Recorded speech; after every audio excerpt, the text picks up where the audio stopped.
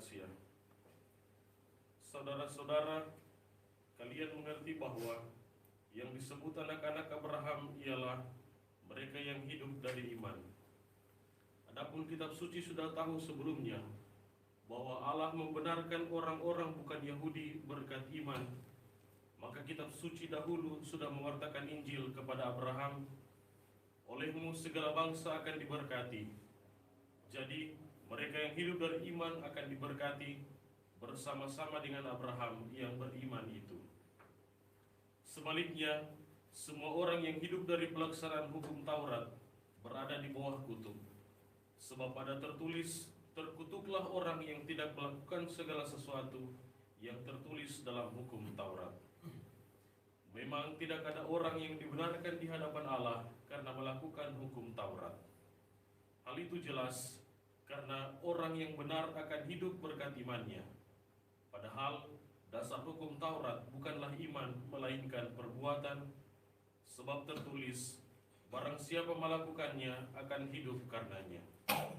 Kristus telah menebus kita dari kutuk hukum Taurat dengan jalan menjadi kutuk karena kita. Sebab ada tertulis, terkutuklah orang yang digantung pada kayu salib. Yesus Kristus telah melakukan itu, supaya dalam Dia berkat Abraham sampai kepada bangsa-bangsa bukan Yahudi, sehingga oleh iman kita menerima roh yang telah dijanjikan itu. Demikianlah sabda Tuhan. Syukur kepada Allah. Mazmur tanggapan dengan refren, Tuhan selalu ingat akan perjanjiannya.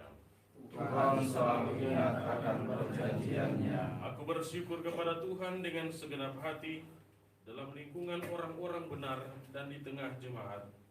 Besarlah perbuatan-perbuatan Tuhan, layak diselidiki oleh semua orang yang menyukainya. Tuhan selalu ingat akan perjanjiannya. Agung dan semaraklah pekerjaannya, keadilannya tetap untuk selama-lamanya.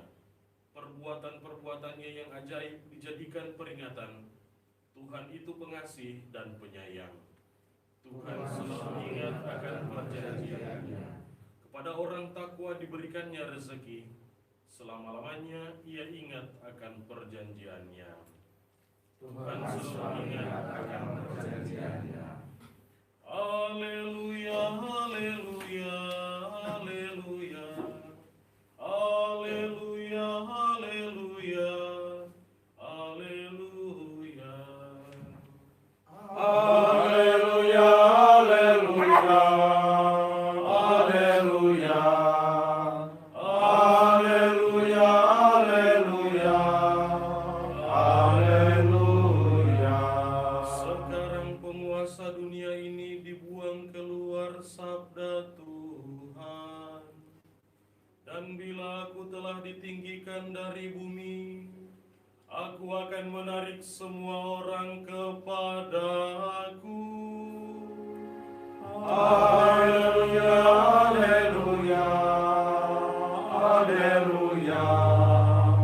Haleluya, haleluya, haleluya. Tuhan sertamu Dan sertamu juga. Inilah Injil Yesus Kristus menurut Lukas. Dimuliakanlah Tuhan. Sekali peristiwa Yesus mengusir setan. Setelah Yesus mengusir setan, ada beberapa orang berkata, ia mengusir setan dengan kuasa Beelzebul, kepala setan. Ada pula yang mencobai dia dan meminta tanda dari surga. Tetapi Yesus mengetahui pikiran mereka lalu berkata, setiap kerajaan yang terpecah-pecah pasti binasa. Dan setiap rumah tangga yang terpecah-pecah pasti runtuh. Jika iblis juga terbagi-bagi dan melawan dirinya sendiri, bagaimana mungkin kerajaannya dapat bertahan? Sebab kalian berkata bahwa aku mengusir setan dengan kuasa Beelzebul. Jadi jika aku mengusir setan dengan kuasa Beelzebul, dengan kuasa apakah pengikut-pengikutmu mengusir setan? Sebab itu, merekalah yang akan menjadi hakim. Tetapi jika aku mengusir setan dengan kuasa Allah, maka sesungguhnya kerajaan Allah sudah datang kepadamu. Apabila seorang yang kuat dan bersenjata lengkap menjaga rumahnya, amanlah segala miliknya.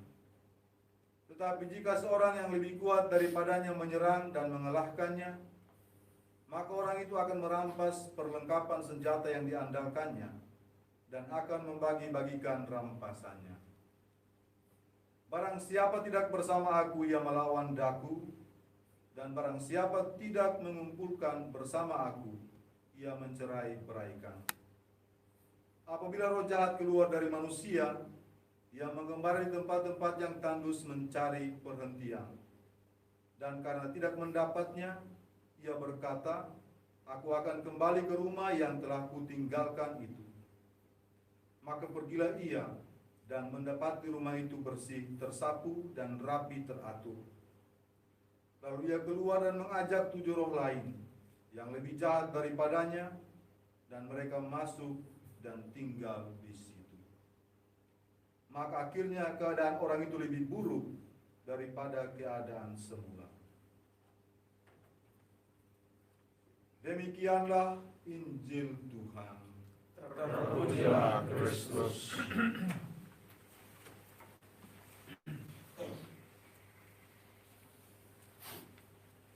Bapak Uskup, para pastor, frater diakon yang terkasih, kadang terjadi dalam hidup bahwa orang yang berbuat baik justru seringkali disalah mengerti.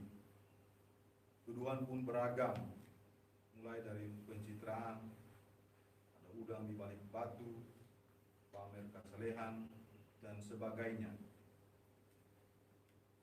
Yesus yang hari ini berbuat baik, menyembuhkan orang yang kerasukan setan pun dinilai buruk. Ia dituduh mengusir setan dengan kuasa Beelzebul, si pengurus setan.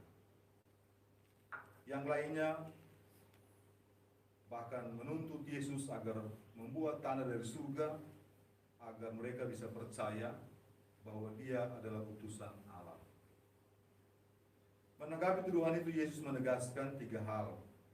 Pertama, tidak mungkin dia mengusir setan dengan kuasa Beelzebul, sebab hal itu justru menunjukkan keterpecahan dan keruntuhan kerajaan setan itu sendiri. Kedua, bila mereka menuduh Yesus melakukan pengusiran setan dengan kuasa Beelzebul, lalu dengan kuasa mana pula para pengusir setan dari kalangan Yahudi ketika mereka melakukan hal yang sama? Ketika bila Yesus mengusir setan dengan kuasa Allah, itu berarti kerajaan Allah telah hadir di tengah mereka. Dengan kuasa Allah pula dulu Harun, kakak Musa, mendatangkan tulah nyamuk atas seluruh Mesir. Pengusiran setan dengan kuasa Allah ini juga menunjukkan bagaimana nubuat pembebasan bagi mereka yang terbelenggu telah digenapi dalam diri Yesus. Injil hari ini mengajarkan kepada kita untuk tidak boleh menuduh dan memberikan penilaian negatif atas orang lain, apalagi tuduhan itu tidak berdasar sama sekali, apalagi kalau disertai dengan intrik dan motif yang negatif untuk menghancurkan nama baik seseorang. Orang-orang Farisi menuduh Yesus menggunakan kuasa Beelzebul tatkala dia menyembuhkan orang sakit dan mengusir setan.